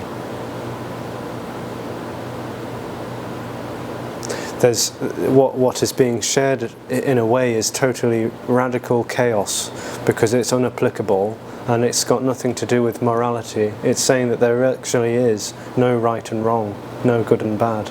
So meat eating and vegetarianism, veganism, pescatarianism, and whatever other dietary requirement or, food intake is happening is all equally what is.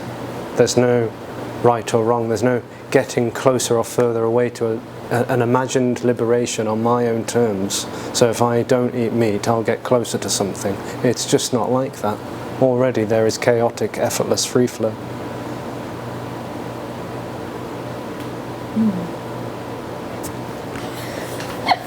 But there is digestion because you've got a body, and there is pain in the cow because there is pain in the bodies, right? So I'm just saying it's not right or wrong to make pain to cause the cow pain. But I think what's being said is it's just not wrong. But there is pain there. Yeah, pain can happen, even when there's no one to be in pain. There's no cow to be in pain. Perhaps there's just pain.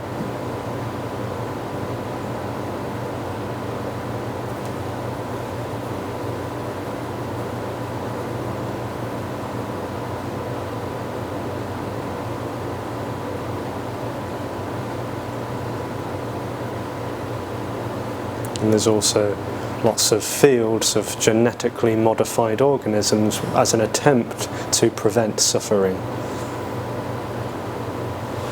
Because this dream thinks it's going to solve the world's problems, as though the world has problems. Or as though there's a world. As though there's a world.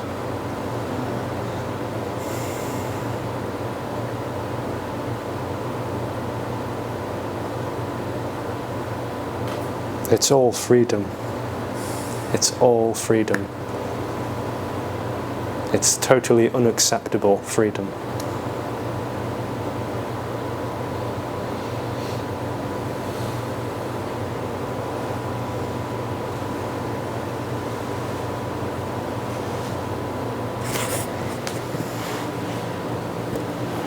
And you use the word chaotic, but it doesn't seem that chaotic because it's just simpler, right? You use the word chaotic because there are no rules and anything can happen, or Yeah, and there's no control. So it's just energy dancing aliveness. It's not playing by a set of rules. It's got no one behind it, no one behind the curtain of the Wizard of Oz, pushing the buttons. There's just chaotic, free-flowing aliveness, energetic and boundless and free, not choosing to go any way, not following a set of principles or patterns, just explosive aliveness for no reason at all. That's what's meant by chaos.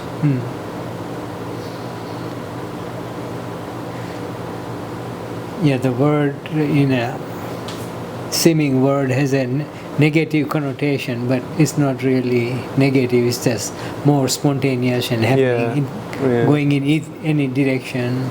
Yeah. Is that what is implied here? Seems like it. So along with good, bad, right, wrong, pleasant, unpleasant,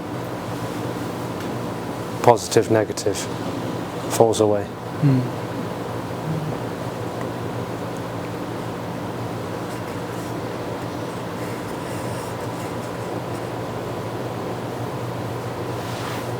And me might be waiting around to see what that feels like. As though that's an event or something. It already is what is, and isn't.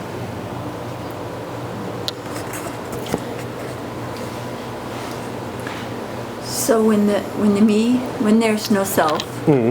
When there's no self. Yes. There already isn't. Thank you. So now I'm going to forget my question. Sorry. So there's no right or wrong, up or down, left or right, but there might be a judgment as to this food is worse than this food. If they're without a self, without a me, there might be what I like that's not liked, or like I guess what I'm questioning is judgment of some sort still is there. It depends what you mean by judgment. If you mean by discerning a bad fruit and a good fruit, like this is mouldy and that one's ripe, Right. perhaps. Or McDonald's versus some other place to eat food or Well, whatever. in terms of health or morality, what's going on? The taste, just. Yeah, well, preferences, don't require me. It's amazing how much doesn't require me. Actually nothing does. Nothing. Yeah. So discernment would be more how you that It might seems be that described. way. Seems that way. Okay. I mean, this doesn't go anywhere near McDonald's. It can't stand the idea of it, but that's just the preference and the conditioning. Right. Yeah. Whereas if there were no me here, I might go right to it might go right to McDonald's. Who knows? Okay. Yeah.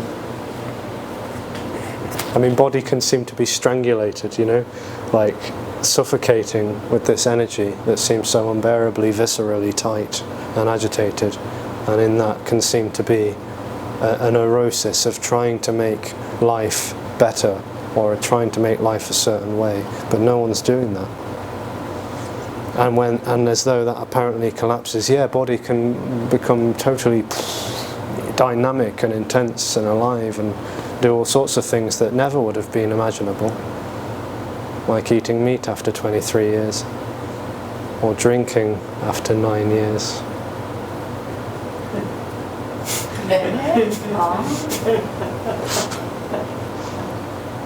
Me never would have done that. Me wouldn't have. No. Yes, you should have.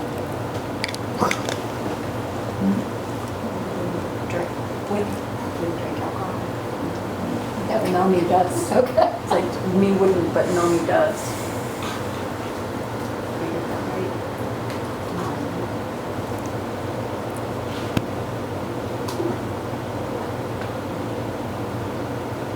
So there's just no telling what's going to happen because it's already out of control.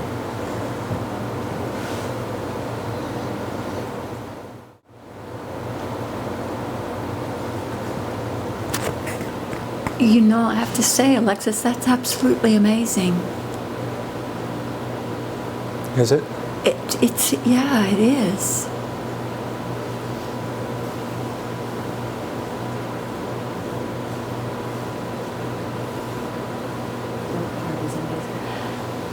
Well, like when there's a sense of separation, there's just that identity of what makes that person or that character, and think of that just being the doors are blown off, and it's just like whatever. It's just free form. It's just no rules, no box, no barriers, no nothing. Labels.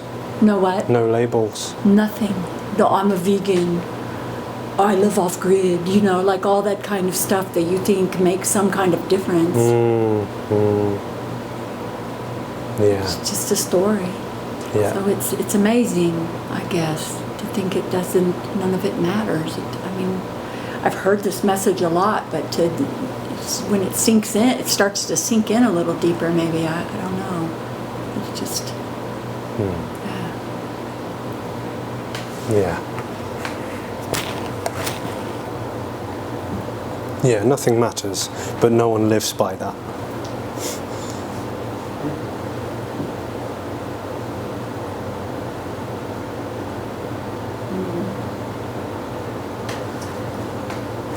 that might create some kind of pseudo-anarchy. Like nothing matters, so just do whatever. Exactly. Yeah. Nothing matters, there's no one, so I'll just do this. Right. Murder's not right or wrong, so I don't like that person, I'll just go murder them or whatever. As though there's a real person to choose to do that. Yeah. Right. Or I'll steal or I'll do whatever because there's only this. And that would be seemingly a common misinterpretation of what's being said. Yeah. Right. Like applied non-duality. Applied non-duality, yeah. One of the sort of wonderfully sweetest, naivest contradictions of terms I've ever heard. Applied non-duality. Right. Yeah. Or personal enlightenment. Yeah. Twin sisters. Twin sisters. Yeah.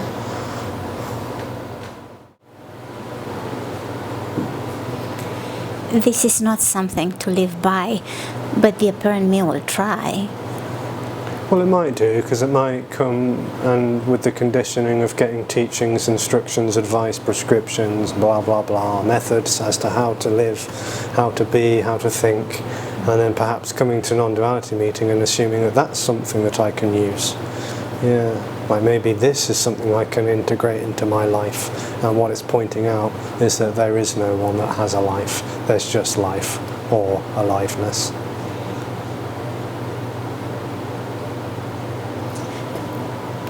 Could that be called another form of conditioning for the me? It would seem to be another seeking energy as to how to get closer or further away to something. Yeah. The me here has tried. I mean, I don't know if it has tried or not, but it seems like whenever judging is noticed, the thought there's no one in control and therefore shouldn't be judging comes. So to me, that's just some sort of conditioning that's going on, because it's still the me operating there, the apparent me operating. Or you can't blame that person, it's not their doing, or things like that. Yeah.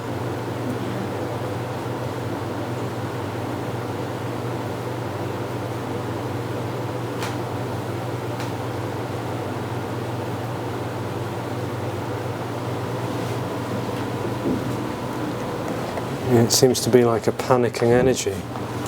Like, I need to get somewhere, I need to do something.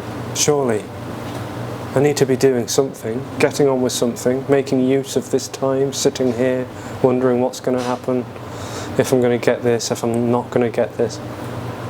And what's being shared is that home is already everything. There's nothing required of anyone. There isn't anyone for there to be any requirement. Home, or the beloved, unconditional love, it's everything. It's not refusing anyone or anything. It's not rejecting anyone or anything. It has no agenda with anyone or anything, because there isn't anyone or anything. There is just unconditional love. It's a song of freedom that no one hears.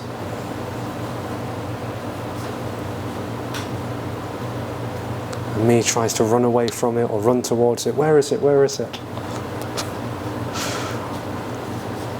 Everywhere and everything, and no thing. Now that you mention, it does seem like not judging and not blaming someone else is just another form of seeking, because it feels good. It doesn't feel good to blame someone else. It's such a, tightening energy in the body that's felt heavy. And the lack of that is felt good. So it's For me. For the me. So that's why it's just another form of seeking. Yeah, because if I stop blaming people and stop resenting others, then I'll be having a more peaceful or bearable experience. Exactly. Yeah. Tries to gain something from it. But whether that happens or not doesn't matter. It happens or it doesn't. Judgment, blame, forgiveness, whatever, it all happens by itself already. No better or worse.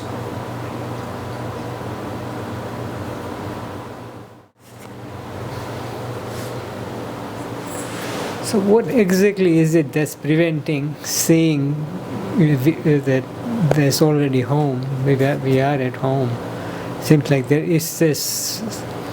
It just feels like only if I can get it, only if I get it, and then I hear the message that already home, that nothing needs to be done, nothing needs to be. So still, what is it that? It's like, yeah, well, okay, I'm home. Well, now what? Yeah. Doesn't feel like it. Exactly, doesn't feel like it. Yeah. So that's home too. That's home too. Okay. There is only home. No one's home. There's just home. So home appears as someone feeling like they've lost home. They've forgotten their way home or got lost on the way home. There's just home. Or Eden, the beautiful depiction of Eden. Eden, and apparently Garden of getting Eden. kicked out of it. Yeah. And the wonderfully hysterical revelation that no one ever left Eden. It's all there is. Only eating from the apparent tree of knowledge made it seem like someone was distant from it.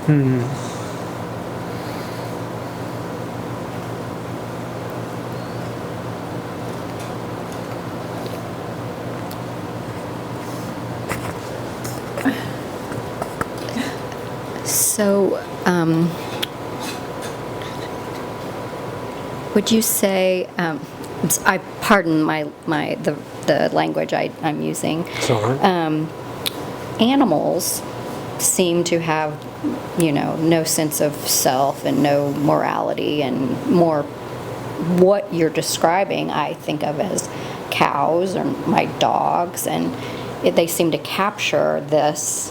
And in some ways, if I think of us as being like truly we are just like them, except we've got this, whatever has happened to our human brains that is this extra layer that made us have a sense of self. But they're almost more pure. And does that sound what I'm saying? Does that sound right? Sort of, because I think I can grasp that a little bit. Yeah. Like I think I Yeah. get the lack of morality. Like it's okay if a dog bites a person, its instinct or whatever, it wasn't right or wrong. It's just doing it what was it's a doing. bite and it caused pain, but we wouldn't look at it as that dog was being immoral. So Yeah. I think when I look at this with animals, I can get more of a sense of Yeah. the message or Yeah. is that Yeah. Because there's no sense of self in anything, not even a human. right? We just don't. It's hard to grasp that, but it's like if you look at the fact, it makes sense with animals, right? Yeah, exactly. For some reason, that's graspable, but we aren't able to say truly that's us as well. We just have this extra, I guess, layer of cortex or whatever that's developed that's caused us to. Yeah, so there's a dream that someone's having a body. And that's isn't that a function of our evolution and our brain development, or has caused that? I mean. There's no real cause and effect, but what seems to be is that it seems to be a byproduct, an illusory byproduct of Homo sapien. I mean, who knows?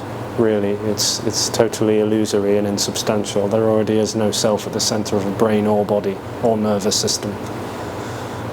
But it seems to be an illusory piece of software, as Tony might put it. It's a useless piece of software. It doesn't do anything, so it doesn't seem to serve any purpose or function whatsoever. There are theories that it, led to, agriculture and different things, but it never did that. No one ever did it, so it seems to be more of a byproduct than an evolutionary crutch. Because it doesn't seem to have contributed to anything or anyone. I mean, yeah, you can say houses and cars and theatres and that, perhaps wouldn't have happened, but who knows that? Because it's not doing anything already.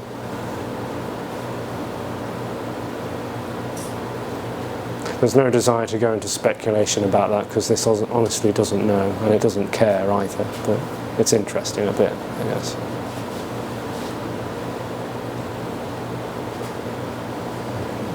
So, Alexis, I think I've heard Tony say that the human brain became sophisticated enough to abstract a sense of individuality, of self.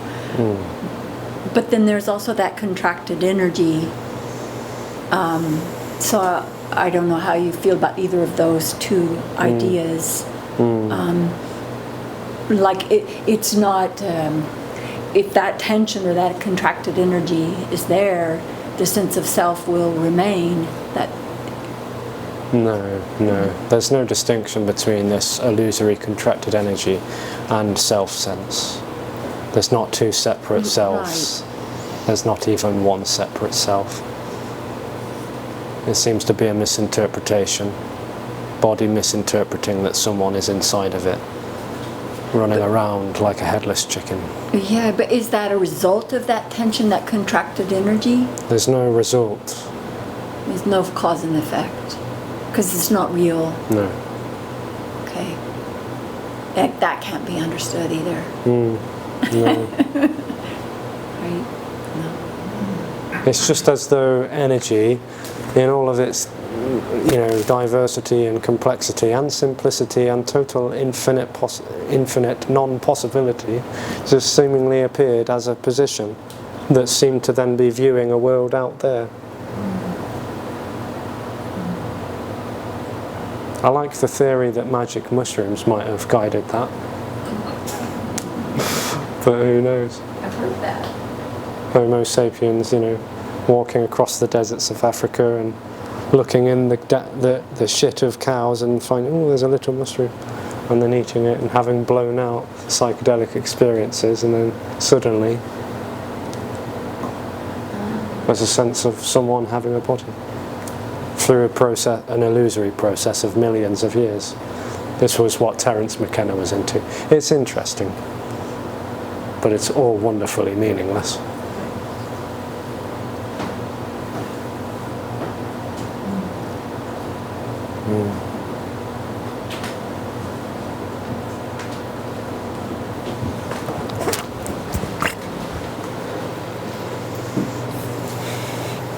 If what me always does is to look for a better experience, there's no such thing as a selfless act that any me could do.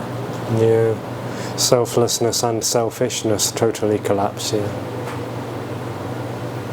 So a relationship between two apparent me's would be nothing short of a miracle, really, because everyone is just trying to have a better experience, not selflessly working towards a better relationship, apparent relationship. Yeah, because there's no relationship.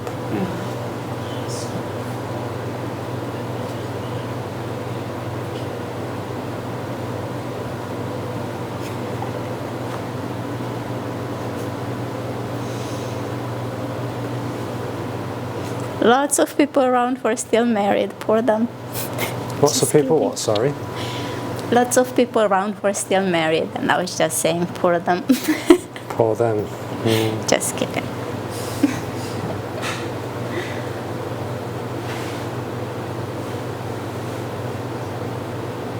Poor me's. Poor me's, not For me. poor me's. Oh, poor me's, yeah.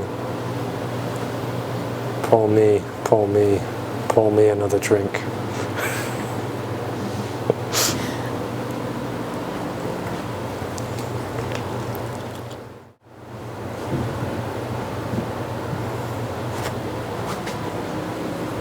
I'll be quick. I'm just looking at the clock. There isn't much time. So, two non-me's can still have an apparent relationship. I mean, I'm just thinking Jim Newman, he got married after the apparent collapse of the me. But it's not to get something out of this. It's just for the joy of living, right? Yeah. It's just Joy. an expression, yeah. Yeah.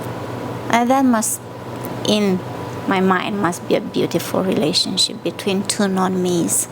Well, it's a non-relationship. A 'Cause non-relationship. there's no position relating to another position. Yes. Yeah. Yeah.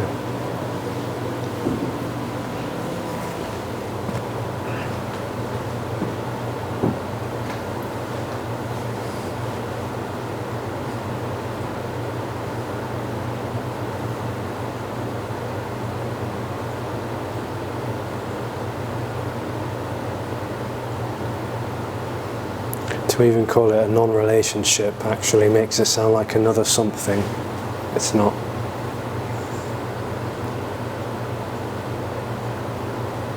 It kills the idea of a relationship. It's effective.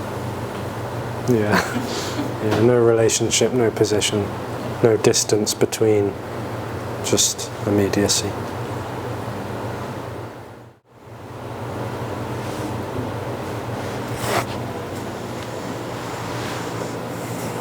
you must be using lots of patience with 3 days of us asking something which is repeatedly the same thing. Seems like we are asking the same thing and you are pointing in the same direction, and which must be so obvious to you, but somehow we all are not getting it. So it must have taken lots of patience too, and I really thank you for doing it. Message seems to be extremely simple, but it's just not sinking in, and we come back and ask. Well, there's no repetition, there's no continuity or consistency of anything happening. And this isn't obvious for a me, it's just obviousness all by itself. No one's having that as an obvious or clear experience. There's no clarity or distortion. There is just this, what's appearing to happen, without any expectation, anticipation or requirement whatsoever. Just totally free, with or without me. It's all there is. So I don't need to feel guilty that kept on asking the same questions, similar questions. Just kidding. Well, apparently that can't help it either way. Yeah.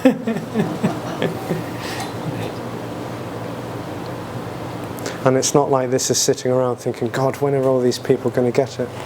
Because no one gets it. This doesn't get it. It's already what is, totally free. And this experience might be waiting around for some sort of shift. Maybe it isn't. Maybe it couldn't care less. Maybe it wants something. Maybe the wanting isn't happening at all. But there already is no separation. It's all there is. It's freedom. This is freedom. Home. No belonging or longing. Just simply what's longed for. Timeless, boundless, unrequited love. It's all there is. Never gotten right or wrong, never navigated, never approached or escaped from, just simply boundlessly free. Completely unconditional. And wherever body goes, whatever happens, never was a mistake ever made.